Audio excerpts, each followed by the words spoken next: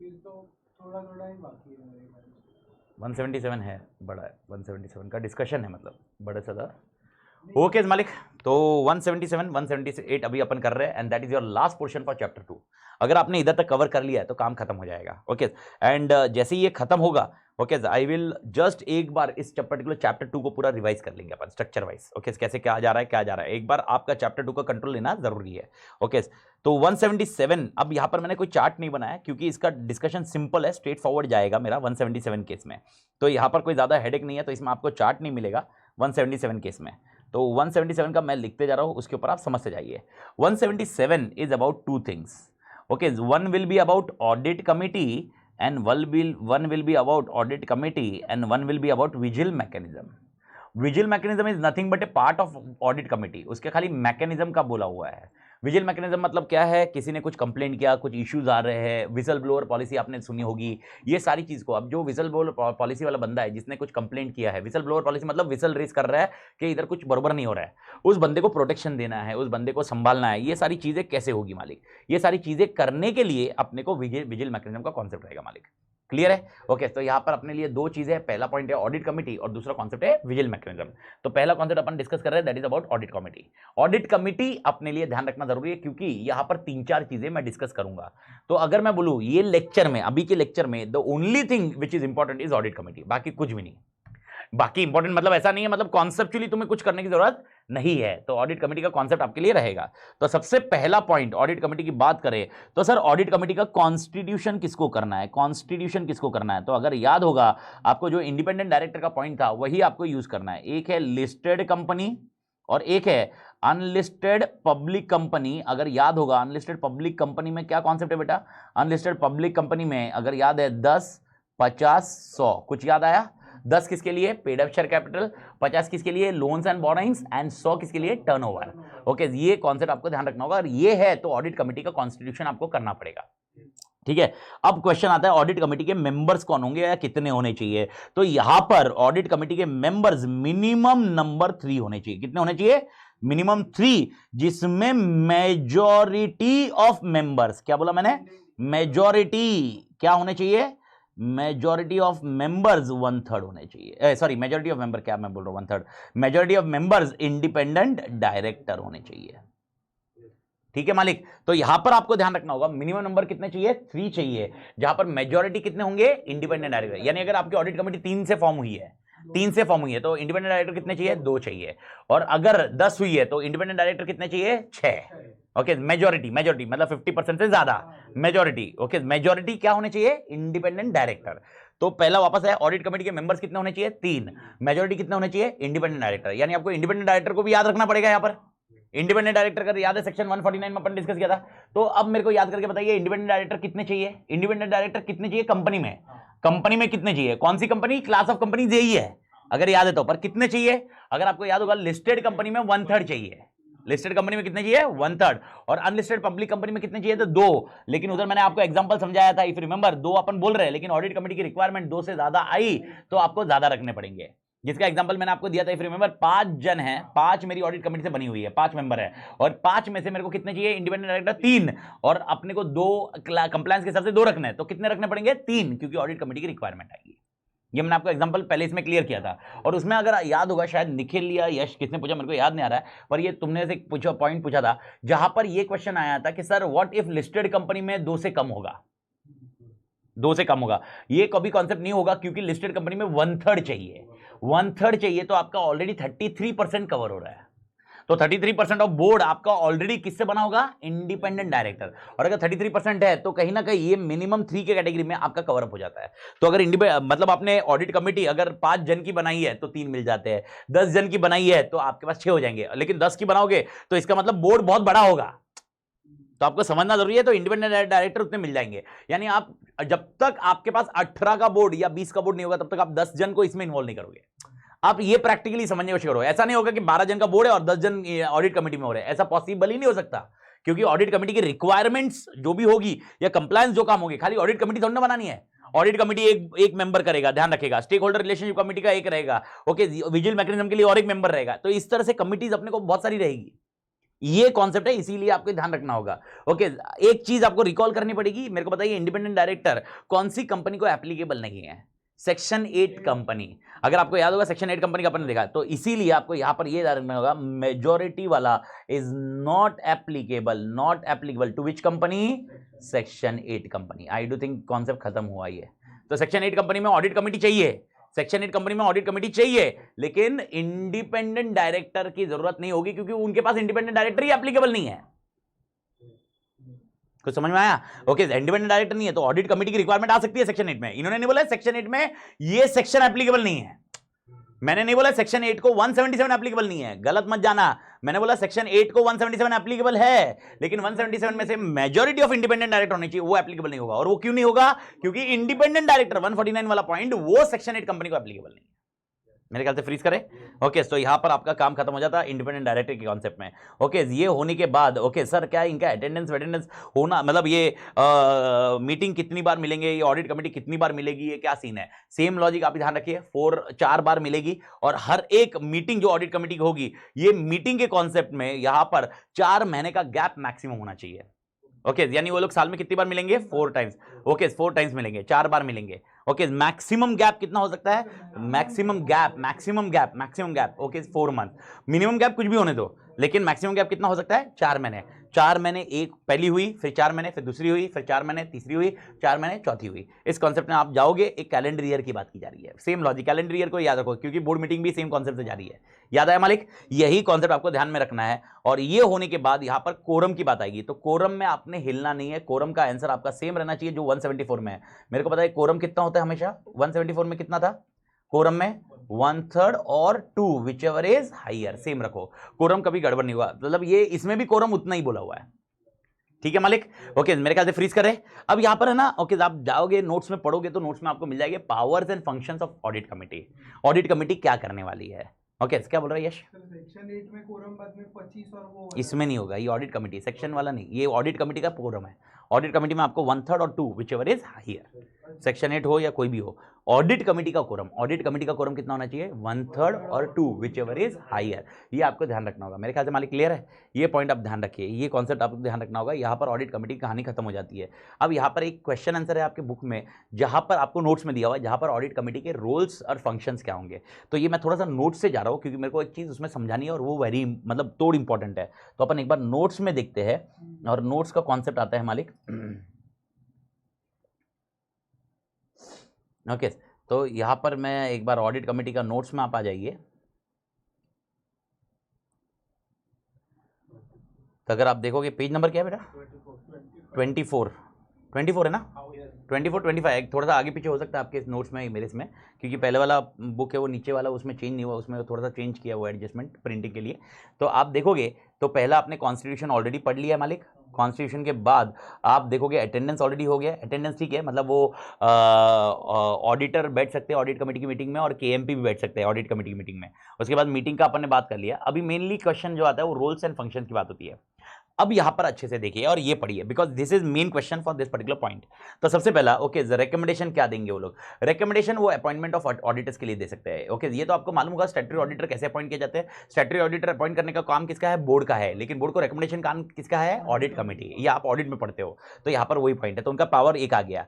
दूसरा, वो ऑडिटर्स के इंडिपेंडेंस को रिव्यू करेंगे, ये भी आप ऑडिट में पढ़ोगे। अगर आप देखोगे तो ऑडिट के अंदर आपको मिलेगा कि भाई उसका इंडिपेंडेंस कैसा होगा, वो भी रिव्यू करना होगा। इंडिपेंडेंस मतलब कैसा? ऑडिटर के इंडिपेंडेंस का, तो ये आपको ऑडिट में पढ़ने मिलेगा, तो उसको ऑडिटर का इंडिपेंडेंस रिव्यू होगा। उसके बाद फाइनेंशियल स्टेटमेंट भी उनको एग्जामिन करना है। ये अपन ने याद है वीडियो कॉन्फ्रेंसिंग के कॉन्सेप्ट में पढ़ा था। वीडियो कॉन्फ्रेंसिंग में अपन ने पढ़ा था कि approve of financial statement board करती है, लेकिन एग्जामिनेशन ऑफ फाइनेंशियल स्टेटमेंट वो कौन करेगा? Audit committee. याद आया मालिक? वीडियो कॉन्फ्रेंस में फिजिकल कोरम चाहिए, याद आया? डिस्कशन था। ओके, जो 3 पॉइंट, पहले 3 पॉइंट याद रखो, ऑडिटर ऑडिटर ऑडिटर, ये पॉइंट याद रखो, ऑडिटर ऑडिटर ऑडिटर। तीसरा पॉइंट ऑडिटर मतलब क्या? Financial statement. तो 3 चीज आपकी हो गई। इधर तक पार्किंग लॉट क्लियर। उसके बाद मतलब पार्किंग में डाल दो है ये चीज। उसके बाद पढ़िए वेरी इंपॉर्टेंट, यहां पर मेरे को मेन एम्फेसाइज करना है, अप्रूवल और any subsequent modification of transaction of company with whom related party. यानी कोई भी ट्रांजैक्शन जो रिलेटेड पार्टी के साथ हो रहा है वो उनको क्या करेंगे? अप्रूव करेंगे, और सब्सिक्वेंटली मॉडिफाई करने की पावर है उनके पास, उनका फंक्शन है। ओके, मैं वापस बोल रहा हूं, इन्होंने कहीं पर भी नहीं बोला सेक्शन 188 के रिलेटेड पार्टी। सेक्शन 188 के ट्रांजैक्शन नहीं बात की है, ये बोल रहे हैं रिलेटेड पार्टी के कोई भी ट्रांजैक्शन, यानी it include all transaction other then section 188 transaction also. Example अगर आपको याद होगा मॉर्गेज, मैंने बताया 188 में मॉर्गेज आ रहा है क्या? नहीं, तो 188 में कितने ट्रांजैक्शन कवर है? खाली 6 के अलावा भी और कोई ट्रांजैक्शन है वो ऑडिट कमेटी इसको रिव्यू करेगा। यानी आपको याद आना चाहिए सेक्शन 188 में अपन ने जब पढ़ा तो अप्रूवल कितने चाहिए थे? 3 अप्रूवल कौन चाहिए? बोर्ड, ओआर और ऑडिट कमेटी। पर ऑडिट कमेटी किसकी वजह से आया? 177 ने ऑडिट कमेटी को पावर दिया है कि भाई वो जाके क्या करेगा? फाइनेंशियल स्टेटमेंट को वो क्या करेगा? रिलेटेड पार्टी ट्रांजैक्शन को क्या करेगा? अप्रूव करेगा। भारत माता की जय। फ्रीज करें इसको, मेरे ख्याल से समझ में आ गया। यहां पर आप समझ करो, यहां पर ऑडिट कमेटी की मीटिंग कितनी बार होती है साल में? मेरे को एक बार रिकॉल करके बताइए। 4 बार होगी। गैप 124 मंथ्स का कॉन्सेप्ट भैया, 4 बार हो 6 बार हो, ऐसा तो नहीं होगी ना यार भाई यार 50 बार मिल रही है। ज्यादा 4 का कितना होगा? 10 बार, 12 बार, 15 बार। ओके, इससे ज्यादा थोड़ा होना है। अब पॉइंट ये समझ करो, यहां पर इसीलिए एक ऑप्शन दिया हुआ है कि ऑडिट कमेटी एक बार अप्रूवल दे देगी, that is called omnibus approval. What is meaning of omnibus approval? Okay, example, Sumit के साथ तुम ट्रांजैक्शन कर रहे हो ना, 10 करोड़ तक ट्रांजैक्शन वापस मुझसे पूछो मत। 10 करोड़ तक तुम कर लो सुमित के साथ दूसरे ट्रांजैक्शन मुझसे पूछो, लेकिन सुमित के साथ के ट्रांजैक्शन हम एक बार में आपको लिमिट दे देते हैं। सुमित का ट्रांजैक्शन, कंप्यूटर का ट्रांजैक्शन और 10 करोड़ का ट्रांजैक्शन। ओके, लेकिन सुमित के साथ अगर कोई दूसरा ट्रांजैक्शन होगा पूछना पड़ेगा। सुमित के साथ purchase and supply of goods and materials मतलब ये आ गया, ये हो रहा है, इसके लिए मैं हाँ बोला। लेकिन सुमित से अगर सर्विसेज लोगे तो भाई मुझसे वापस पूछो। 10 करोड़ की लिमिट किसके लिए? Goods and material. इसको हम लोग बोलते हैं ओमनीबस अप्रूवल। कौन सा अप्रूवल? ओमनीबस। इसका मेन कारण क्या है आप समझे? ये थोड़ा सा स्ट्रीमलाइन करने के लिए, यानी वन टाइम अप्रूवल दे दिया। तो ओमनीबस अप्रूवल देते वक्त बहुत सारे क्राइटेरिया है, बहुत सारे रूल्स दिए गए। यानी एग्जांपल, ये अप्रूवल की जरूरत क्यों है, क्यों एक बार ही दे रहे अप्रूवल, कौन रिलेटेड पार्टी है, रिलेटेड पार्टी का क्राइटेरिया कैसा है, उसके साथ ट्रांजैक्शन कौन से है, फ्रीक्वेंसी ऑफ ट्रांजैक्शन क्या है, मैनेजिंग डायरेक्टर ओमनीबस अप्रूवल क्यों लेना चाहता है, कारण क्या है, ये सारे फैक्टर्स देखने चाहिए। उसके बाद ऑडिट कमेटी ने कौन सा अप्रूवल देना चाहिए? ओमनीबस। मेरे ख्याल से clear. What is meaning of omnibus? मतलब one time approval for next multiple transactions. यानी ऐसा नहीं होगा कि ट्रांजैक्शन लेंगे उसके बाद इसके पास आएंगे, ट्रांजैक्शन लेंगे उसके बाद आएंगे वापस, ऐसा नहीं होगा। एक बार दे दिया, खत्म हो गई स्टोरी। मालिक, एवरीबॉडी क्लियर? इसके बाद वाला लाइन वेरी इंपॉर्टेंट है, जो रिलेटेड पार्टी के लिए आता है और जो आपने पढ़ना चाहिए। मेरे ख्याल से ये पढ़ना चाहिए आपने, उसके बाद बात करूंगा मैं। ओके, प्रोवाइडेड ऑल्सो दैट, यानी ये प्रोवाइजो है, देखो मैंने वैसे कैसे रखा है। Provided also that in case of any transaction involving any amount not exceeding 1 crore rupees entered into by director or officer of the company without obtaining the approval of audit committee and it is not ratified by audit committee within 3 months from the date of transaction, some transaction will be auditable at the option of audit committee. In short क्या समझा इतना पूरे paragraph से? इतने पूरे paragraph से जो समझना चाहिए अपने को, क्या समझा मालिक? अपने को ये समझ में आ रहा है, क्या समझ में आ रहा? वो एमडी वाला आपने बोला था कि वो ट्रांजैक्शन कर लेगा बाद में, 3 महीने के बाद लेगा। सेम कॉन्सेप्ट यहां पर भी आ रहा है, लेकिन यहां पर एक सबसे बड़ा प्रॉब्लम क्या है? यहां पर ये वॉइडेबल का option is only up to 1 crore. यानी अगर 1 करोड़ के ऊपर ट्रांजैक्शन है, ऑडिट कमेटी का अप्रूवल के बिना वो ट्रांजैक्शन होना ही नहीं चाहिए, वो वॉइड है। कुछ समझ में आ रहा है? ये प्रोवाइजो का मतलब क्या है? ओके, जैसा 188 में ऑप्शन क्या था? 188 में कितने का भी ट्रांजैक्शन करो, लेकिन 3 महीने का ऑप्शन विंडो ओपन था ना, विंडो। यहां पर रेटिफिकेशन का विंडो ओपन था, यहां पर भी विंडो ओपन है, लेकिन कितने के लिए? ओनली 1 करोड़। 1 करोड़ के ऊपर अगर कुछ रहा तो विंडो नहीं है। यानी इसका मतलब वो क्या होगा? वॉइड एब इनिशियो जैसा कॉन्सेप्ट, बिना ऑडिट कमेटी के अप्रूवल का। हाँ, ओमनीबस अप्रूवल में मत मिक्स करना। ओमनीबस अप्रूवल है तो मैं अप्रूवल ही है ना। समझ में आया क्या? अगर दे दिया सुमित को 10 करोड़ का ट्रांजैक्शन परमिटेड है, अब मैं 8 करोड़ का जा रहा हूं, क्या ऑडिट कमेटी से पूछने की जरूरत है? नहीं, ऑलरेडी अप्रूव्ड है वो। लेकिन इमेजिन करने की कोशिश करो, ओके, कोई अप्रूवल नहीं लिया मैंने और मैं एक 80 लाख का ट्रांजैक्शन सुमित के साथ कर रहा हूं। ओके, मेरे पास 3 महीने का विंडो ऑप्शन अवेलेबल है, जहां पर मैं ऑडिट कमेटी को बोलूंगा 80 लाख का ट्रांजैक्शन सुमित के साथ हुआ है। लेकिन अगर मैंने 2 करोड़ का ट्रांजैक्शन सुमित के साथ किया है, मेरे पास कोई विंडो ओपन नहीं है, मेरे को पहले ऑडिट कमेटी का अप्रूवल लेना हुआ, फिर ट्रांजैक्शन एंटर करना चाहिए, which is not the case in 188। 188 में window is open for any amount, okay, but in 177 the window of audit committee approval is only open for किसके लिए? 1 कॉन्सेप्ट। मालिक समझ में आया? ओनली 1 करोड़ भेजे में गया मालिक ये? अरे हाँ या ना? ओके, याद रखना। ओके, और इसका और एक प्रोवाइजो है जो मैंने इधर नहीं दिया पर कल समझा दिया है, holding to wholly own subsidiary. Holding to wholly own subsidiary only 188 transaction का ऑडिट कमेटी का अप्रूवल चाहिए, उसके अलावा कोई भी ट्रांजैक्शन को ऑडिट कमेटी का अप्रूवल नहीं चाहिए। यानी अगर holding to wholly own subsidiary कोई ट्रांजैक्शन हो रहा है, अब 2 तरह के ट्रांजैक्शन हो गए, 188 एंड अदर्स। आप ऐसे याद रखो, देखो इधर क्या हुआ है, इधर सबसे बड़ा कॉन्सेप्ट क्या आपने ध्यान में रखना है, यहां पर सबसे बड़ा कॉन्सेप्ट रखना है, approval and subsequent modification of transaction of the company with whom related party. They are not saying section 188 transaction, they are saying any transaction with related party. तो समझ में आया मालिक? तो यहां पर holding to wholly own subsidiary are related party, holding and subsidy are related party, अपन ने डिस्कस किया कल। ओके, तो अगर 188 के ट्रांजैक्शन है तो ऑडिट कमेटी का अप्रूवल लगेगा, और अगर अदर ट्रांजैक्शन है ऑडिट कमेटी के अप्रूवल की जरूरत नहीं है। मेरे ख्याल से मालिक क्लियर इधर तक, पक्का समझ में आई है? यही पॉइंट समझाना था, मेन पॉइंट यही था, बाकी तो आगे क्या रटना है। ओके, इंटर कॉर्पोरेट लोन्स वो मॉनिटर करेंगे। ओके, यानी 185 वाला 185 186 वो मॉनिटर करेंगे, रिव्यू करेंगे यार, रिव्यू करेंगे। यानी वो कहीं पर अप्रूवल नहीं चाहिए, गड़बड़ मत करना, अप्रूवल नहीं चाहिए। अप्रूवल का खाली किधर चाहिए? अगर आप देखोगे इस शब्द की तरफ, देखो शब्द की तरफ, approval is only required for related parties. मेरे ख्याल से मालिक क्लियर। और ये होने के बाद अगर देखोगे वैल्यूएशन ऑफ अंडरटेकिंग्स, वैल्यूएशन की चीजें करते हैं, इंटरनल फाइनेंशियल कंट्रोल आईएफसी अगर देखोगे ऑडिट में पढ़ोगे तो वो चेक करते हैं। ओके, और monitoring of Andes of funds अगर आप देखोगे तो एंडीज ऑफ बोरोइंग्स को मॉनिटर करना भी ऑडिट कमेटी का काम है। तो ये फंक्शन था जिसमें से आपको अगर समझ में आया तो मैंने क्यों नोट से पढ़ा होगा, वो सिर्फ प्रोवाइजो और ओमनिबस अप्रूवल समझाने के लिए, बाकी और कोई रीजन नहीं है ये नोट्स में जाने की। मालिक एवरी क्लियर? इसके बाद और कुछ दम नहीं है। पावर्स देख लो, पावर्स आप ही रीड मार लो, उसमें कुछ दम नहीं है पावर में। ओके सर, मैं क्या क्या पावर है? ऑडिटर को और call for comments of auditor, यानी ऑडिटर भाई ये क्यों किया है, इसमें क्या इशू है, और जो सामने वाले अपने अपने ऑर्गेनाइजेशन में से ये ऑडिटर ने कमेंट किया उसके लिए बताओ, ये ऑडिटर कमेंट कर रहा है इसके लिए क्या सीन है। दूसरा, ओके, कोई भी इंटरनल स्टैट्यूटरी ऑडिटर के साथ इशू है वो रिलेटेड डिस्कस करेगा। इन्वेस्टिगेशन कर सकते हैं, प्रोफेशनल एडवाइस यानी खुद सीएस हायर करके वो ले सकते हैं एडवाइस क्या करना है। And last concept, full access to information, कोई रोक नहीं सकता ऑडिट कमेटी को किधर भी घुसने से। Everybody clear? ओके, तो आई डोंट थिंक सो ये क्वेश्चन इधर इंपॉर्टेंट है अपने लिए। हाँ, बस ये इंपॉर्टेंट है। कौन सा वाला? ये पिंक वाला जो मैंने मार्क किया, ये अपने को, मेरे को बताओ क्या इस पे सेपरेट क्वेश्चन आएगा? नहीं, ये सेक्शन 188 का क्वेश्चन आएगा which will be integrated with 177। यानी आपको एग्जामिनेशन में जब सेक्शन 188 आएगा तो आपने क्या ध्यान रखना है? खाली 188 ध्यान नहीं रखना है, 177 भी अप्रूवल लगेगा। तो 188 के साथ में 177 अप्रूवल। ओके, अब मेरे को बताइए, holding to wholly own subsidiary, I don't know how many of you remember और recall this point, holding to wholly own subsidiary. Okay, दोनों के बीच में जो ट्रांजैक्शन है 188 कवर करता है कि नहीं करता है? 100% करता है, क्योंकि उन्होंने रिलेटेड पार्टी में क्या बोला, लिस्ट है ना रिलेटेड पार्टी की, उसमें ना होल्डिंग सब्सिडरी दोनों रिलेटेड है। प्राइवेट कंपनी में नहीं है, प्राइवेट नहीं है, प्राइवेट कंपनी में होल्डिंग एंड सब्सिडरी रिलेटेड नहीं है, लेकिन अदर देन प्राइवेट अपन एज्यूम कर रहे हैं पब्लिक कंपनी है, पब्लिक कंपनी है और होल्डिंग सब्सिडरी रिलेटेड है। ओके, तो होल्डिंग एंड होल्डी ओन सब्सिडरी, क्या इनके बीच में ट्रांजैक्शन हो सकता है? क्या ये ट्रांजैक्शन रिलेटेड पार्टी ट्रांजैक्शन माने जाएंगे? Answer is yes. अब इमेजिन करो वो 6 ट्रांजैक्शन, 6 में से कोई भी एक ट्रांजैक्शन लेते हैं, एक ट्रांजैक्शन लेते हैं, मतलब कौन सा? Sales of goods and services. Okay, goods and services हुआ, क्या ये ट्रांजैक्शन 188 गवर्न करेगा? Answer is yes. लेकिन ओके, लिमिट्स के लिए कैलकुलेशन नहीं होगा, ओआर नहीं लगेगा। आपको याद होगा तो कल अपने लिखा हुआ है, ओआर की जरूरत नहीं है। 185 कौन सा? 185 नहीं, कुछ भी मिक्स मत कर रहे। 188, अरे कल बताया था 188 का, याद आया मालिक? कल 188 में ये मैंने लिस्ट बनाई है ना, इसके ऊपर ध्यान में दो। मेरे को बताओ, बी ओ अप्रूवल ओआर के इधर लगने की जरूरत नहीं है। अगर एग्जाम्पशन देखोगे, holding to wholly own subsidiary, अगर याद होगा, और इसके लिए मैंने एक लिस्ट बनाई थी नीचे जहां पर हाँ या ना बोला था आपने। Holding to wholly own subsidiary में अपने को खाली क्या लगेगा? बीआर लगेगा, लेकिन ओआर नहीं लगेगा। लेकिन आपको याद रखना होगा, ओके, जिसके अंदर ऑडिट कमेटी भी लगेगी। समझ में आया? तो इधर मैं बोल रहा हूँ ऑडिट कमेटी भी लगेगी। ये किसने बोला? 177 ने। तो सर फिर ऑडिट कमेटी का अप्रूवल किस में नहीं लगेगा?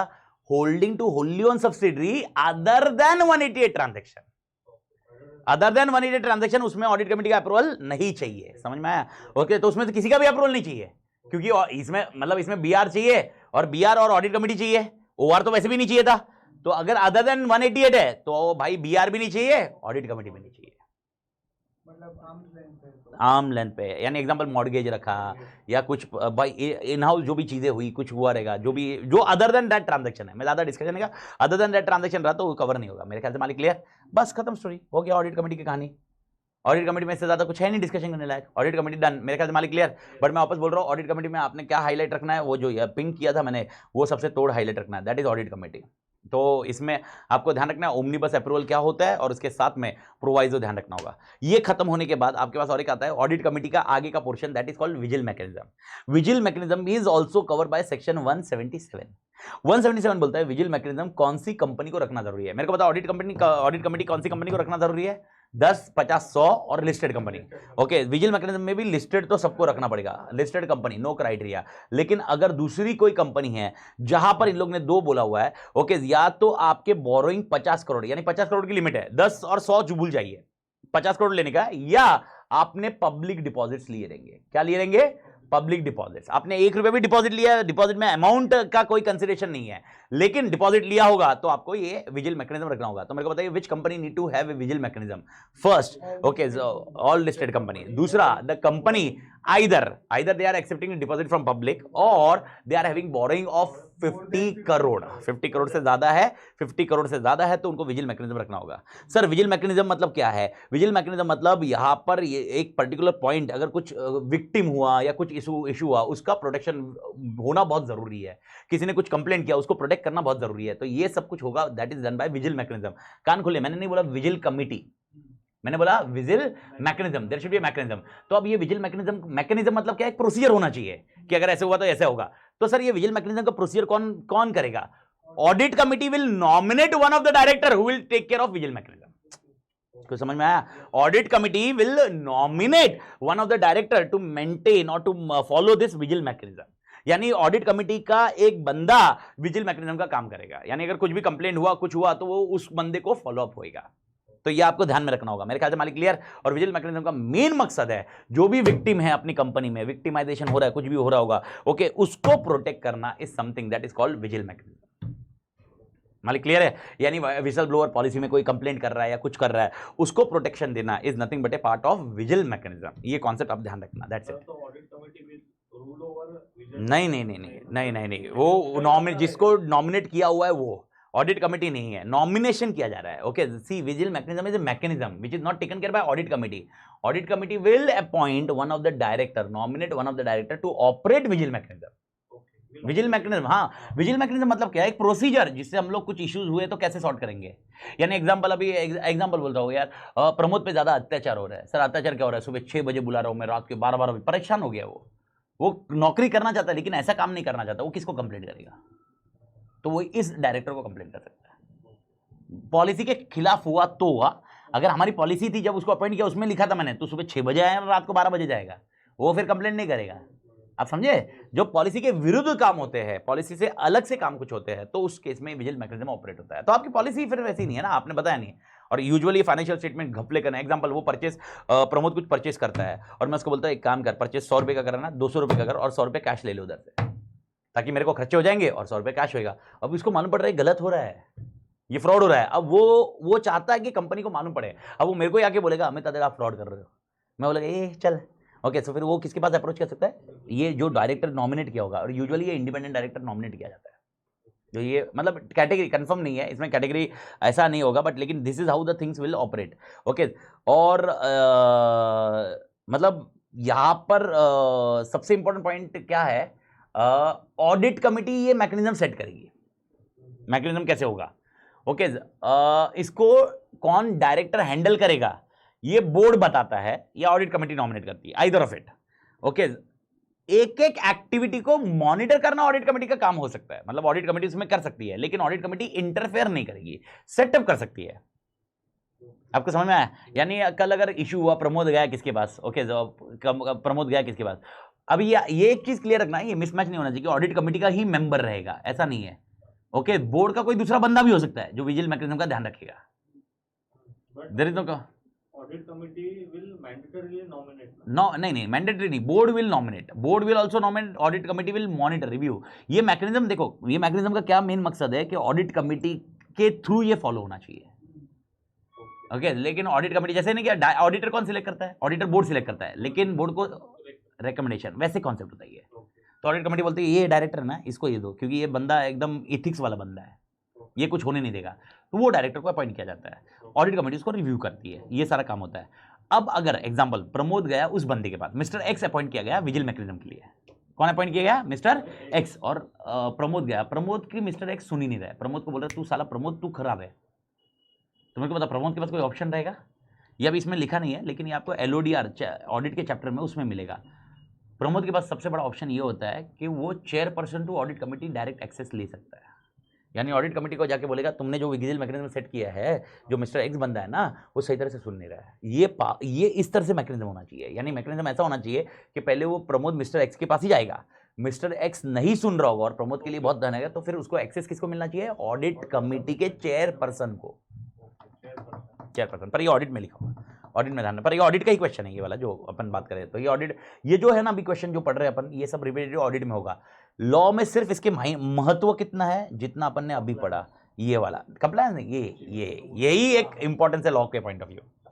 लॉ के पॉइंट ऑफ व्यू यही एक मेन इंपॉर्टेंट है जो इंटीग्रेट हो सकता है। बाकी क्वेश्चन तो एक्सपेक्ट भी मत करो लॉ में आएगा, मतलब ठीक है एमसीक्यू आया तो आ सकता है, एक हाथ दो एमसीक्यू, भाई कंपलसरी किसको है, एप्लीकेशन किसको है, ये आ सकता है, बाकी से ज्यादा हेडेक नहीं रहेगा मेरे ख्याल से। मालिक क्लियर? और ये होने के बाद अपने लिए नेक्स्ट आता है एनआरसी। एनआरसी का full form nomination recommendation committee. मेरे को बताओ इसका नाम कब आया था और पहले भी आया हुआ है, याद करने का कोशिश। रेकमेंड करेंगे किसको? डायरेक्टर को। तो वो क्या डिपॉजिट नहीं देगा, डिपॉजिट नहीं देगा, याद है 1 लाख रुपया। तो इसका मतलब अगर वो एनआरसी देगा तो 1 लाख देने की जरूरत नहीं है, और जिसको एनआरसी नहीं है वो देगा। तो अभी एनआरसी किसको चाहिए? Same answer. एनआरसी किसको फॉर्म करनी है? ओके, लिस्टेड कंपनी सबको 10, 50, 100 सेम, यानी 178 इज एप्लीकेबल टू 178 में पहला पॉइंट है NRC. NRC is applicable to as above. समझा क्या? तो इसमें हेडेक ही मत करो, ये आंसर एकदम आराम से रह जाता है। मेन पॉइंट है एनआरसी जो होगा वो किससे फॉर्म होगा, यानी कैसे होंगे, उसमें डायरेक्टर कौन होंगे, क्या होंगे। अब यहां पर है ना, एक्ट ने ऐसी चीज बोली है जो एक्ट ने खुद ने डिफाइन नहीं की है। एक्ट ने ऐसी चीज बोली है जिसमें एक्ट ने डिफाइन नहीं किया है। ये लोग बोलते हैं नॉमिनेशन रिकमेंडेशन कमेटी के मेंबर, कमेटी है ना तो मेंबर 3 होने चाहिए, जैसे ऑडिट कमेटी में चाहिए, लेकिन ये तीनों नॉन एग्जीक्यूटिव होने चाहिए। Now who are executive and who are non executive is not defined by the act. तो फिर हम इसका इंटरप्रिटेशन करते हैं, नॉन एग्जीक्यूटिव मतलब जो बंदा जो डे टू डे ऑपरेशंस में काम नहीं करता। एग्जीक्यूटिव मतलब वो बंदा जो डे टू डे ऑपरेशन में काम करता है। Example MD become executive director, but वापस मैं बोल रहा हूं एक्ट में डिफाइन नहीं है। WTD is a executive director, manager तो डायरेक्टर है ही नहीं, बट जो एग्जीक्यूटिव डायरेक्टर होंगे मतलब जो डे टू डे काम करेंगे वो छोड़कर जो नॉन एग्जीक्यूटिव होंगे वो यहां पर है। इंडिपेंडेंट वर्ड यूज नहीं किया। Can independent director be a part of NRC? Answer is yes, no problem, but only independent can be, ऐसा नहीं है। समझ में आया? ओके, ये एनआरसी है, ये एनआरसी का कॉन्सेप्ट अपने पास रहेगा, नॉमिनेशन रिकमेंडेशन कमेटी। मेरे ख्याल से क्लियर है। अब इनके काम क्या है? इनका काम सिमिलर है। ओके, ये आप इसमें वापस रीड मार लो। ओके, ये रीड मार के इसको अपडेट कर दो। सर इनके काम क्या होंगे? सबसे पहला, who is the person who can be qualified to become a director, यानी कोई बोर्ड किसी को भी डायरेक्टर नहीं बनाना चाहिए। क्वालिफाइड कौन हो सकता है, नहीं हो सकता है, आइडेंटिफाई करना, इनका कैटेगरी है आइडेंटिफाई करना। तो सर एक मेरा क्वेश्चन का आंसर दो। इसका मतलब अगर बोर्ड ने किसी को एडिशनल डायरेक्टर अपॉइंट किया, क्या बोला मैंने? बोर्ड ने किसी को एडिशनल डायरेक्टर अपॉइंट किया, कहीं पर लिखा था अपन ने 161(1) याद है ना? ओके, कहीं पर लिखा था? एनआरसी से पूछना पड़ेगा, नहीं लिखा था। तो अब मेरा क्वेश्चन है, बोर्ड ने किसी को अपॉइंट कर लिया एडिशनल डायरेक्टर, क्या एनआरसी उसको निकाल सकती है? मैं वापस क्या बोल रहा हूँ, 161(1) में कहीं पर भी लिखा था एनआरसी से पूछना? नहीं, उन्होंने क्या बोला? पावर किधर चाहिए? आर्टिकल्स में। ये आपने पढ़ा क्लियरली। तो भाई एनआरसी उसको निकाल सकती है? नहीं, ये खाली आइडेंटिफाई कर सकती है कौन डायरेक्टर बन सकता है, नहीं बन सकता, सजेशन दे सकती है, ये निकाल नहीं सकती। निकालना रहा तो 169 ओनली ऑप्शन। आइडेंटिफाई तो अपॉइंट करने के पहले ही करेंगे ना? हाँ, तो जो डायरेक्टर अपॉइंट कर रहे हैं उसको आइडेंटिफाई करेंगे, लेकिन उसको अप्रूव करेंगे ये नहीं है, आइडेंटिफाई करेंगे। एग्जाम्पल, ओके, ये फाइनेंस की पोस्ट के लिए डायरेक्टर बन रहा है ना, तो इसका कैटेगरी सीए नहीं तो सीएफए ये होना चाहिए। तो इस तरह से वो कैटेगरी आइडेंटिफाई करते हैं, हु आर क्वालिफाइड, वो आर क्वालिफाइड। सर वही डायरेक्टर बनेंगे ऐसा नहीं है, हो सकता है तू खाली सीए है लेकिन तू बहुत एक्सपर्ट है फाइनेंस में, हो सकता है ये सीए भी नहीं, सीएस भी नहीं, कुछ भी नहीं है, लेकिन ये 20-25 साल का एक्सपीरियंस है इसको फाइनेंस का, मैं उसको अपॉइंट कर रहा हूँ। डायरेक्टर डिसाइड करेगा, ये खाली क्राइटेरिया देते हैं, दे सेट ए क्राइटेरिया, समझ में आया? तो एक क्राइटेरिया सेट करेंगे। दूसरा, recommend the board for their appointment, ये भी मैंने आपको बता दिया बिकॉज ऑफ अपने 1 लाख के बारे में समझा था। ये बोर्ड को बोलेंगे इसको अपॉइंट करो डायरेक्टर करके। उसके बाद evaluation of every director performance, ये सर काम किधर आएगा? ये काम आएगा चैप्टर 3 में, जहां पर अपन मैनेजरल रेम्यूनरेशन देंगे। जब मैनेजरल रेम्यूनरेशन देंगे वहां पर अपन पढ़ेंगे कि रेम्यूनरेशन क्या देना क्या नहीं देना, एनआरसी से अप्रूवल होना चाहिए। रेम्यूनरेशन, मैं इंग्लिश थोड़ा उड़ा टेढ़ा बोल हो सकता है, रेम्यूनरेशन मतलब इंग्लिश का हो सकता है प्रोनाउंसिएशन, बिग प्रॉब्लम। मैं अच्छा, मेरे को लगा तू इंग्लिश मेरे को बोल रहा है, ऐसा नहीं, मेरे इंग्लिश ऑस्ट्रेलियन इंग्लिश है रे, माई इंग्लिश इज मतलब very difficult to understand to Indians. Okay, it is very difficult to understand, but it's okay. But I am trying my level best to convert Australian English into Indian English. So those who are aware, Kandivali mein, those who are aware, मतलब you are already aware, but I am an Australian person and I speak always Australian English, but I just want to avoid that one so that it does not get you don't get confused. So I'm using that, converting myself into Indian English, but it's an evaluation of the director performance which has been already done. So these are the 4 things. Fifth point is formulate the criteria. What is the criteria? Criteria is the basis of performance. Criteria is the basis of performance, यानी performance के लिए basis क्या होना चाहिए वो criteria है। And recommend to the board for a policy, यानी policy मतलब एडिशनल डायरेक्टर को अपॉइंट करने के पहले आपने उसका बैकग्राउंड चेक करना चाहिए, उसके सर्टिफिकेट देखने चाहिए, उसके बाद ही अपॉइंट करो। ऐसी कुछ पॉलिसी सेट करनी चाहिए जिसको फॉलो कर सके। This is how the NRC will play a role. मेरे ख्याल से क्लियर है मालिक? ओके, एनआरसी के बाद आपका एसआरसी है, वो डायरेक्टली इसके अंदर ही पढ़ लो। एसआरसी मतलब stakeholder relationship committee. SRC में ये लोग बोलते हैं अगर कोई कंपनी ओके जिनके पास मेंबरशिप, एसआरसी में लिस्टेड विस्टेड मत घुसो, मेंबरशिप पे ऊपर है, क्योंकि एसआरसी मतलब क्या फुल फॉर्म है? स्टेक होल्डर, तो स्टेक होल्डर पे होगा। अगर membership is more than 1000 share holder, debenture holder, deposit holder and other security holder at any time during financial year should constitute okay SRC. Okay, यानी कौन से holder है? Share holder, debenture holder, deposit holder, other security holder, और इनका combo 1000 के ऊपर हो गया। ऐसा नहीं 1000 share holder, 1000 debenture holder, okay share holder 50 है, डिबेंचर होल्डर 100 है, ओके अदर सिक्योरिटी होल्डर मतलब एक 800 है, और वो और एक कौन सा है, और एक डिपॉजिट होल्डर वो 100 है, खत्म। स्टेक होल्डर रिलेशनशिप बनाना पड़ेगा, आप समझे? It's a combination any time during the year, यानी आपने डिपॉजिट रिपे भी कर लिए होंगे तो खत्म हो गई स्टोरी। ओके, तो भी आपको स्टेक होल्डर रिलेशनशिप कमेटी बनानी पड़ेगी, और उनका मेन काम इन्होंने ये बताया, कमेटी कौन होगी? चेयरपर्सन होगा, who shall be non executive. और वापस नॉन एग्जीक्यूटिव मैंने डिफाइन कर दिया है कैसे वर्क होगा, क्योंकि एक्ट ने डिफाइन नहीं है, अपन डिफाइन करेंगे। हाँ, मेंबर्स में भी डिसाइडेड बाय बोर्ड, मेंबर्स में भी डिसाइडेड बाय बोर्ड, जिसके अंदर एमडी भी मेंबर बन सकते हैं। Member chairperson should be non executive. Why chairperson is so important? Casting vote, casting vote का कॉन्सेप्ट याद आया? तो कास्टिंग वोट के लिए चेयरपर्सन इंपॉर्टेंट होता है, इसलिए चेयरपर्सन नॉन एग्जीक्यूटिव होना चाहिए। बाकी मेंबर जो आपके नॉर्मल स्टेक होल्डर, ये एक्चुअली क्या है, इन्वेस्टर ग्रीवियंस जो होते हैं ना वो हैंडल करते हैं। इन्वेस्टर के ग्रीवियंस जो भी होंगे वो इशू हैंडल करेंगे मालिक। Everybody clear? ये वाला कॉन्सेप्ट खत्म हो जाता है। इसके बाद एक दो छोटे छोटे पॉइंट है, एक देख लीजिए, ये आपके ऑडिट में भी आते हैं, इवन कॉपी पेस्ट है। एक है restriction on the transaction with non cash transaction with directors. Sir ऐसा हो सकता है कि डायरेक्टर को कार के बजाय हम शेयर दे दें, डायरेक्टर अपनी कार मुझे देगा और उसको शेयर्स दे दें हम लोग, ऐसा पॉसिबल है? डायरेक्टर की कोई प्रॉपर्टी है, वो मुझे दे रहा है प्रॉपर्टी, उसके सामने हम लोग कंपनी के शेयर देवे, उसको कैश ना देके उसको शेयर दे देवे, पॉसिबल है? ऐसा चल सकता है? चल सकता है, लेकिन कंट्रोल मैकेनिज्म डाला हुआ है। कंट्रोल मैकेनिज्म एकदम क्लियर बोलते हैं कि ये अरेंजमेंट अगर ऐसा हो रहा होगा तो आपको कंपनी से प्रायर अप्रूवल रिजोल्यूशन लेना पड़ेगा। यानी रिजोल्यूशन बोला है, खाली रिजोल्यूशन बोला है, एसआर नहीं बोला है। तो रिजोल्यूशन मतलब कौन सा रिजोल्यूशन? ओआर। कौन सी मीटिंग में लेना पड़ेगा? जनरल मीटिंग में। अगर आप कोई भी डायरेक्टर के साथ नॉन कैश ट्रांजेक्शन कर रहे हो, अगर कोई भी डायरेक्टर के साथ क्या कर रहे हो? Non cash transaction. ये आपका कारो रिपोर्ट में भी आता है, कारो में भी आपका ये है, कारो 16 में भी आता है, और कारो 16 और कारो 20 की कैटेगरी में भी आपको मिलेगा। तो नॉन कैश ट्रांजेक्शन हो रहा होगा तो इसमें किसका अप्रूवल चाहिए? जनरल मीटिंग अप्रूवल चाहिए। नॉन कैश ट्रांजेक्शन मतलब समझा क्या? नॉन कैश मतलब उधारी मत बोलना, शेयर्स दिया, मेनली शेयर्स होते हैं मेरे को। हाँ, इन काइंड मतलब अभी गाड़ी दिया ना, गाड़ी दिया, ऐसा नहीं होएगा। गाड़ी दिया, शेयर्स दे दिए, यूजुअली ये ऐसे ट्रांजेक्शन होते हैं। ओके, तो किसका अप्रूवल चाहिए? ये जनरल मीटिंग। यानी अगर कोई बोर्ड ये डिसीजन कर रहा है कि भाई हाँ चलिए डायरेक्टर तू अपनी गाड़ी दे दे, ओके इस गाड़ी के पहले शेयर दे दूंगा, तो इसके लिए पहले किसके पास जाना पड़ेगा? जनरल मीटिंग, और उसके बाद ये ट्रांजेक्शन होगा। ट्रांजेक्शन जब जनरल मीटिंग में जाएगा तो वैल्यूएशन रिपोर्ट लगानी बहुत जरूरी है। कि एग्जाम्पल गाड़ी के, नहीं तो गाड़ी का वैल्यूएशन मैं कुछ भी बताऊंगा, ओके दाड़ा तेड़ा कुछ भी बताऊंगा, तो ऐसा नहीं होना चाहिए। वैल्यूएशन रिपोर्ट वैल्यूअर से होनी चाहिए, ये रिपोर्ट होगी। अब इसमें और एक क्राइटेरिया याद रखना, अगर जो डायरेक्टर है जिसके साथ ये ट्रांजेक्शन हो रहा है ये होल्डिंग कंपनी का भी डायरेक्टर है, मतलब ये ट्रांजेक्शन किसमें हो रहा होगा? सब्सिडरी में। ट्रांजेक्शन किसमें हो रहा होगा? सब्सिडरी में। और वही डायरेक्टर कौन से बोर्ड पे है? होल्डिंग के बोर्ड पे भी है। तो समझ में आया?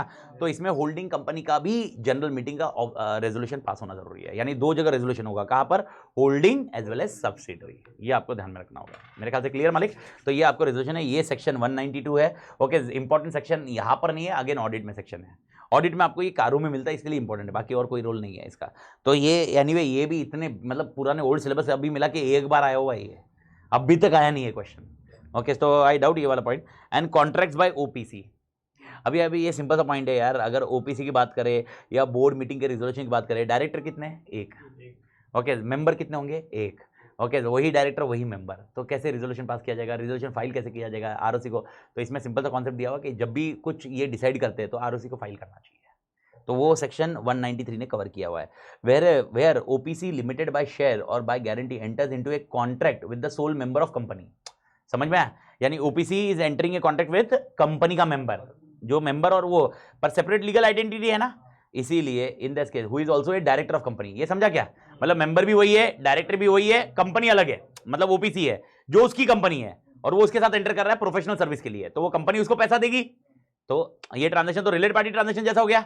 तो इस केस में ओके ये कॉन्ट्रैक्ट इन राइटिंग होगा, ensure the terms of the contract are recorded with the minutes of first meeting and held, मतलब वो कॉन्ट्रैक्ट में, और ये कॉन्ट्रैक्ट किसके पास जाना चाहिए, आरओसी के पास। आरओसी के पास ये रजिस्टर हो जाता है, कैसे एमजीटी 14 होता है ना, एमजीटी 14 के फॉर्मेट में ये रजिस्टर होता है, दैट्स इट। मिनट्स में आ जाना चाहिए। देख 1% मतलब मैं अकेला मीटिंग कर रहा हूँ और मैं मेरे साथ ही ट्रांजेक्शन एंटर करूंगा। कौन सा, सीए की सर्विसेज। एग्जांपल, इस कंपनी के बुक्स ऑफ अकाउंट्स मैं बनाऊंगा, बुक्स ऑफ अकाउंट्स।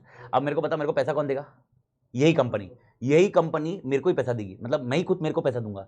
तो ये सेपरेट लीगल एंटिटी है कॉन्सेप्चुअली, तो इसका मिनट्स ऑफ मीटिंग होना चाहिए। अब मिनट्स ऑफ मीटिंग मतलब मैं सीएस के साथ बैठ के आना चाहिए कि भाई ये कंपनी का ट्रांजेक्शन मेरा है और अब मेरे को ये डील हुई है, ये क्लोज हुआ है, और इसको एमजीटी 14 में साइन किया जाता है, क्योंकि इसमें रिजोल्यूशन पास नहीं होता है। यस आरओसी कुछ नहीं रेज करेगा, दिस इज पॉसिबल ना। ट्रांजेक्शन किधर दिक्कत है, रिलेटेड पार्टी ट्रांजेक्शन, तू प्रोहिबिशन में जा रहा है। नहीं, अगर एक्स्ट्राऑर्डिनरी कौन डिसाइड करेगा, that is what related party transaction जैसा कॉन्सेप्ट ना। नहीं मतलब 10,000 लेना चाहिए था, उसने 50,000 लिया, उससे कोई लेना देना नहीं है, उससे कोई डिस्कशन ही नहीं है तुम्हारा। 10,000 50,000 वो इनकम टैक्स को निकालने दो, वो इनकम टैक्स के हिसाब से बोला जाएगा कि भाई यार 50,000 डिस्कॉल मतलब मैं डिसअलाउ करता हूँ, मैं सिर्फ 10,000 डिसअलाउ, वो इनकम टैक्स का। इधर कुछ नहीं, इधर किधर है मेरे को पता, 188 में किधर लिखा, मेरे को पता सुमित से जो लिया वो 5 लाख के लिए, मैंने कंप्यूटर 5 लाख के, और मैंने कितने में दिया, 8 लाख दिया उसको, पर 188 फॉलो किया जिसमें बोर्ड रिजोल्यूशन ये सब किया। अब मेरे को पता क्या दिक्कत है, किधर लिखा है कि नहीं नहीं नहीं आर्म लैंड ट्रांजेक्शन नहीं है, तब तो डिस्कशन आ रहा है ना। आर्म लैंड ट्रांजेक्शन होता तो डिस्कशन ही नहीं होता ना। आर्म लैंड ट्रांजेक्शन नहीं, इसलिए अपन ने अप्रूवल लेने का, अप्रूवल लेके खत्म करना है, तो उसको खाली एमजीटी 14 जो करना है वो उसको फाइल करना है बरोबर। तो ये अप्रूवल नहीं हुआ था, ये इंटीमेशन हुआ था। पर वो कैसे अप्रूव कैसे होगा, मिनट्स ऑफ मीटिंग करके, इसलिए वो बोलते हैं कि वो अकेले ने मिनट्स ऑफ मीटिंग करने चाहिए। अब मेरे को पता ना, मैं अकेला मीटिंग कर रहा हूँ ये रूम में और कैमरा रिकॉर्ड करूंगा, मैं अपने आप से बात करूँ, ऐसे थोड़ा ना होगा।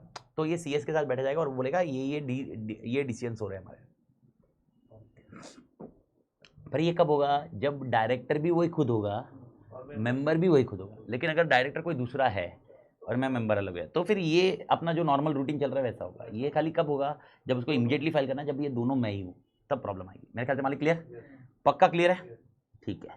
Now to end this chapter the last concept is 186 अपना बचा है। देखो मैंने सेक्शन 176 अपने सेक्शन क्या क्या किया, एक बार फटाफट रिपीट करते हैं। ओके 176 बाकी मालूम है ना मेरा, ओके पहले सेक्शन क्या क्या कवर कर लिया आप रिपीट कर लो। 173 गया, 174 गया, 173 किसके लिए, मीटिंग्स, 174 किसके लिए, कोरम, 175 रिजोल्यूशन बाय सर्कुलेशन, 176 जो अभी पढ़ेंगे defects, 177 audit committee, 178 nomination remuneration committee अभी पढ़ा, 179 powers of board of director, 180 restriction on power, 181 182 183 contribution, 184 disclosure आज पढ़ा अपन ने, 185 रेस्ट्रिक्शंस ऑन लोन, लोन नहीं दे सकते याद है, prohibition, 186 procedure for loan, 187 investment not in companies name, अगर याद है इन्वेस्टमेंट कंपनी के नाम पे नहीं रहे तो 4 कैटेगरी मैंने बताई थी। ओके और 188 related party transaction, 189 is basically register for related party transaction, MBP four याद आया मालिक, और 190 191 अपन ने जो किए। ओके डायरेक्टर के साथ नॉन कैश ट्रांजैक्शन नहीं होने चाहिए, और उसके साथ में आपके जो पॉइंट है ये वाले सिनारियो, तो 190 191 चले गए, 190 191 स्क्रैच्ड है, 192 193 है यहाँ पर जहां पर अपना चैप्टर खत्म हो। 190 191 बैरक में ही नहीं है, मतलब वो डिलीटेड सेक्शन से ही है, आप ध्यान रखना उसमें से एक पॉइंट है। स्ट्रक्चर क्लियर है मालिक, यहां पर अपना पूरा चैप्टर खत्म हो जाता है। अब आता है डिफेक्ट्स इन अपॉइंटमेंट। अब डिफेक्ट्स इन अपॉइंटमेंट मतलब क्या, please understand defect in appointment मतलब क्या, डिफेक्ट इन अपॉइंटमेंट। अब यहां पर अपन पूरा चैप्टर हो गया, अभी आपको हर चीज पता है। अब यहां पर मेरा सबसे इंपॉर्टेंट पॉइंट आता है, अगर डायरेक्टर अपॉइंट किया जाता है और उसके अपॉइंटमेंट में कोई डिफेक्ट बाद में मालूम पड़ता है, मैं क्या बोल रहा हूं समझने की कोशिश करो। अगर कोई डायरेक्टर अपॉइंट किया जाता है और उसके डिफेक्ट बाद में मालूम पड़ता है, क्या बोला मैंने, कोई डायरेक्टर अपॉइंट किया जाता है और उस अपॉइंटमेंट में कोई डिफेक्ट रहता है जो बाद में मालूम पड़ता है, तो उस केस में क्या होगा, ये डिस्कशन 176 करता है। 176 इसको प्रोटेक्शन देता है, एक पर्टिकुलर प्रोटेक्शन देता है कुछ हद तक, बहुत मेजर नहीं है पर कुछ हद तक। ओके इसको एग्जांपल वाइज देखते हैं अपन, एग्जांपल वाइज समझने की कोशिश करो और उसके बाद ये समझेगा, बाकी तो ये सेक्शन डायरेक्टली समझना नामुमकिन है मालिक। तो अभी अपन कौन सा सेक्शन पढ़ रहे हैं मालिक, 176 defects in appointment of director. Okay अब समझना शुरू, ये है कंपनी ओके ये है आउटसाइडर, आउटसाइडर कोई भी हो सकता है, उसके लिए डिस्कशन नहीं कर रहा हूं। और ये है मिस्टर ए, कंपनी कौन सी अपनी, एक्स लिमिटेड। ओके और मिस्टर ए है, मिस्टर ए क्या है इस कंपनी के, डायरेक्टर है, डायरेक्टर है। ओके कंपनी ट्रांजैक्शन कर रही है आउटसाइडर के साथ और मिस्टर ए ओके कंपनी के बिहाफ पे ट्रांजैक्शन कर रहे हैं। अब कंपनी कर रही है ट्रांजैक्शन तो कंपनी खुद जाके तो करेगी नहीं, कंपनी के बिहाफ पे कौन करेगा, मिस्टर ए। बाद में मालूम पड़ता है जब मिस्टर ए का अपॉइंटमेंट हुआ there were certain defects in appointment, defects in appointment. Sir what is the meaning of defect? Example okay मेरे को बताओ 15 के ऊपर कंपनी में डायरेक्टर रहे तो मुझे क्या पास करना पड़ेगा, एसआर, ओआर नहीं चाहिए। ओके लेकिन जब इसको अपॉइंट किया गया था ओआर पास करके अपॉइंट कर लिया, समझ में आया? ओके मेरे को बताओ 160 में नोटिस कौन सी देनी पड़ेगी, स्पेशल नोटिस, कितने दिन की, 14 दिन दी, 14 दिन, लेकिन मैंने 7 दिन की नोटिस दी और डायरेक्टर अपॉइंट हो गया। प्रोसीजर फॉलो किया या नहीं किया, नहीं किया, मतलब प्रोसीजर में कुछ प्लस माइनस हुआ तो इसके अपॉइंटमेंट में डिफेक्ट है ना, समझा? 176 उसके लिए आता है। अब मेरा क्वेश्चन ये समझ करो, ये पॉइंट समझ करो, क्वेश्चन नहीं है, ये पॉइंट समझ करो। Outsider is already protected, don't worry about outsider. Any contract enter bye mister A who is a director of A company, अगर उसके इसमें डिफेक्ट भी रहा आउटसाइडर को कुछ कंसर्न नहीं है, because outsider is protected under the doctrine of indoor management. अगर आपको याद होगा तो डॉक्ट्राइन ऑफ इंडोर मैनेजमेंट है, आउटसाइडर को कोई कंसर्न ही नहीं है। अरे डॉक्ट्राइन ऑफ इंडोर में, अरे तुमने बताया मिस्टर ए डायरेक्टर है, अभी उसके डिफेक्ट अपॉइंटमेंट में डिफेक्ट था, मेरे को क्या लेना देना, मैंने मिस्टर ए के साथ ट्रांजैक्शन किया।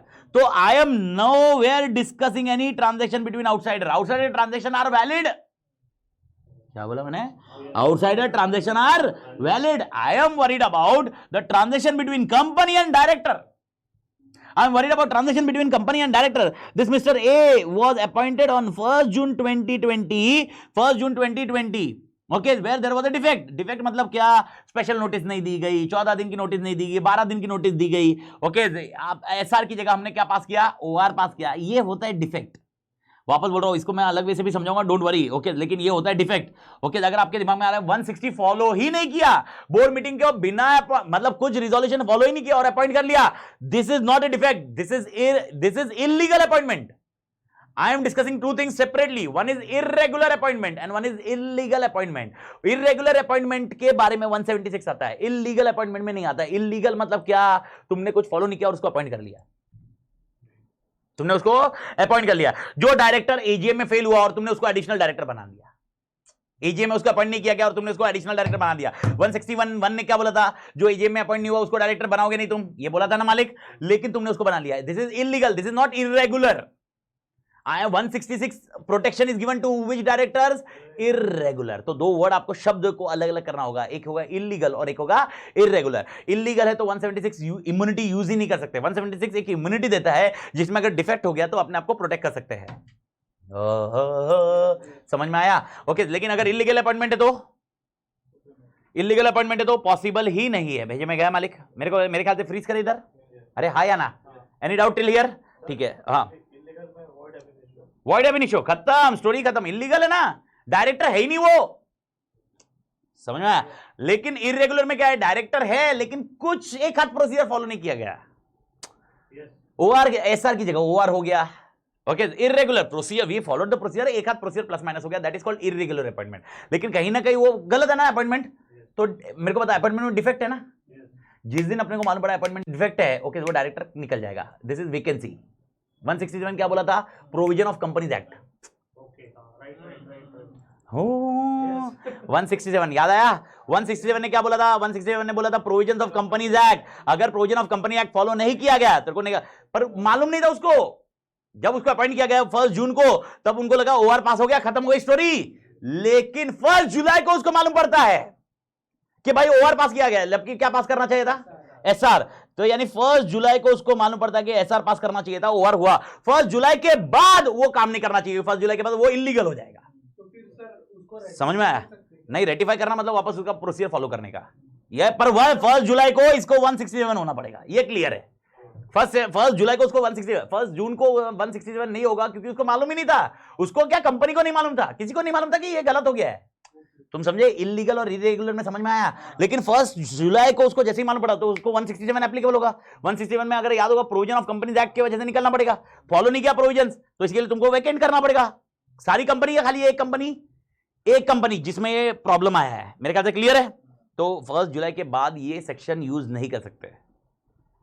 तो ये सेक्शन है क्या, ये सेक्शन ये है कि इस दरमियान मिस्टर ए ने जो काम किया है, इस दरमियान मिस्टर ए ने जो काम किया है, ओके, दरमियान दिख रहा है क्या, ये दरमियान जो मिस्टर ए ने काम किया है, क्या वो काम वैलिड है या नहीं है। अगर इलीगल नहीं है तो वैलिड, इलीगल है तो सेक्शन 176 आएगा ही नहीं। What is illegal, I explain you. I have not followed procedure at all. I have not followed procedure at all. Illegal. I followed procedure, but there is some loophole, मतलब miss out in procedure. That is irregular. Irregular word समझो ना, irregular. Regular थोड़ा सा irregular, कुछ mismatch हो गया और वो मालूम नहीं होना चाहिए। अगर irregular है और मालूम है तो भी ये 176 यूज नहीं कर सकते। समझ में आया। अगर इरेगुलर है और मालूम पड़ गया है, यानी 1 जून के बाद काम कर रहा है, इधर 1 जुलाई के बाद काम कर रहा है, तो 176 वाला डिस्कशन आएगा ही नहीं। 176 वाला डिस्कशन कब आएगा, जब तुमको मालूम नहीं था कि प्रोसीजर में कुछ गलती हुई है और वो पॉइंट आ गया है, तो वो गैप के लिए ओके आपको 176 एप्लीकेबल है, 176 यूज कर सकते हैं। 176 क्या देगा, ये दे रहा है कि इन दोनों इस गैप में, जो गैप है ना, वो गैप में जो भी एक्टिविटी मिस्टर ए से हुई होगी ओके वो सही होगी। क्या देखो मैं वापस बोल रहा हूं, तुम गड़बड़ मत लेना, आउटसाइडर का बात ही नहीं हो रहा है। आउटसाइडर तो वैसे ही प्रोटेक्टेड है। आउटसाइडर के लिए मिस्टर ये डायरेक्टर था, बस बरोबर था, खत्म है स्टोरी, समझ में आया ये। तो आउटसाइडर, ये प्रॉब्लम किसका है, the contract between, the transaction between company and director. What is an example of this contract between company and director? Example is voting. What if there was a board meeting and board resolution has been passed by this director during this period? Are you getting the point? 1 जुलाई 20 को मालूम पड़ता है ही उसका appointment सही नहीं है, उसको vacate करना पड़ेगा। वेकेट कब करना पड़ेगा? 1 जुलाई को वेकेट करेगा। 1 जुलाई, समझ में आया। लेकिन उसका इरेगुलर अपॉइंटमेंट कब से है? 1 जून से। तो now the concern will be raise, what for the transaction, what for the vote, जो मेजॉरिटी विंस था। जो हो गया सो गया, ऐसा नहीं होगा ना एक्ट में, तुम्हारा अपॉइंटमेंट गलत है ना, इसीलिए डिस्कशन, मैं वही तो बोल रहा हूँ, इसके लिए डिस्कशन आएगा, इसीलिए ये एक्ट में ये इम्यूनिटी डाल दी है। इसका एप्लीकेशन लिमिटेड है, वापस बोल रहा हूँ, लिमिटेड एप्लीकेशन है, ये एप्लीकेशन बहुत ज्यादा नहीं होगा इसका।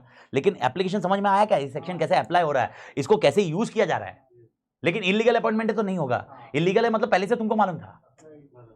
और दूसरे केस में भी मैंने क्या बताया, और कब नहीं यूज करोगे, जब कंपनी को मालूम पड़ गया या डायरेक्टर को मालूम पड़ गया कि वो वेकेंट है, मतलब इरेगुलर था, और वो टाइम से ओके ये पॉइंट 176 यूज नहीं होगा। 176 कब यूज हो रहा है? ओनली बिटवीन दिस पीरियड, जो लाल वाला मैंने किया है ओके। जैसे ही उसको मालूम पड़ गया कि इरेगुलर, मतलब इरेगुलर था, उस टाइम पे वेकेंट करना ही है, उसके बाद वो इरेगुलर नहीं हुआ, वो इलीगल हो जाएगा। इलीगल के लिए अगर केस होगा, क्योंकि अभी केस पास करना था, वो तो लिखा हुआ ही है, नहीं इरेगुलर है, नहीं किया ना, तो वो आपने को नहीं मालूम पड़ा, वो नहीं मालूम पड़ा। लेकिन इसके लिए तो ये इम्यूनिटी दी हुई ना, तो वो जानबूझ के भी हो सकता है, लेकिन वो ठीक है, चल जानबूझ के हुआ, चलते मैं तेरे को उस पर और क्लैरिटी दे देते हैं, अपन लेते हैं 5 मिनट लेते हैं, चलो इस पॉइंट पे ओके, चल और क्लैरिटी दे देते हैं ओके। तू बोला एसआर पास करना चाहिए था, तेरे को मालूम था, तूने नहीं किया, तूने क्या किया, ओआर किया, ओआर करके अप्रूव हो गया ओके। क्या मेरा क्वेश्चन है कि तेरे को मालूम था एसआर पास करना था, खत्म है, 176 यूज ही नहीं कर सकता। 176 क्लियर बोलता है कि तेरे को जब मालूम था ये इरेगुलर है okay, 176 can not be used. 176 can be used only when company or director were not aware about irregular appointment. Procedural compliance चीजें कभी कभी नहीं होते ना, तो ये मैं बोल रहा हूँ, इसका एप्लीकेशन बहुत कम है। तो वही सर, मतलब पकड़ने के बाद तो हर कोई वही बोलेगा, देख भाई, पकड़ने के बाद बोलेगा मैं चोर नहीं हूँ, मैं चोर नहीं हूँ, तो ये चोर नहीं हूँ। लेकिन मैंने क्या बताया, समझाया क्या था, मेंस रिया नहीं है कंपनी एक्ट में, तो कंफ्यूज क्यों कर रहा है? तेरे को कहीं पर भी क्यों पता नहीं था, ये नॉन इग्नोरेंस मेरे को नहीं मालूम। अभी अपन ये बात कर रहे हैं कि ये कंपनी को आइडिया नहीं था और ये आइडिया नहीं था और इरेगुलर हो गया। तो इरेगुलर क्या हो गया, अभी जैसे मैंने बोला ना रिजोल्यूशन पास हुआ, ये अभी नहीं मालूम पड़ा, कंप्लायंस सर्टिफिकेट आने के बाद या कुछ इश्यूज आने के बाद तब मालूम पड़ा। किसने बताया? आरओसी से मालूम पड़ा। तुमको मालूम ही नहीं था रे, तो आरओसी ने बताया कि भाई ये अपॉइंटमेंट सही नहीं है, तो फिर भाई 167 तो एक्टिवेट हो ही जाएगा, ठीक है। लेकिन अब क्वेश्चन आ रहा है, what about the transaction between this period which is done bye between company and director.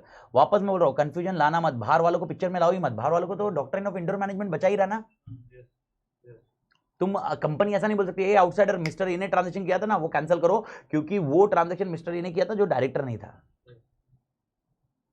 फाड़ देगा पब्लिक ओके, ऐसा नहीं होगा, डॉक्ट्रिन ऑफ इंडोर मैनेजमेंट है बचा हुआ है, आउटसाइडर बचा हुआ है, आउटसाइडर का प्रॉब्लम नहीं है। किसका प्रॉब्लम है? कंपनी एंड डायरेक्टर का। और क्या प्रॉब्लम है कि डायरेक्टर ने जो वोट किए होंगे मीटिंग, बोर्ड मीटिंग में हाँ या ना बोला होगा, वो वैलिड होंगे कि नहीं होंगे, क्योंकि अब इस पे कंसर्न रेज किया जाएगा।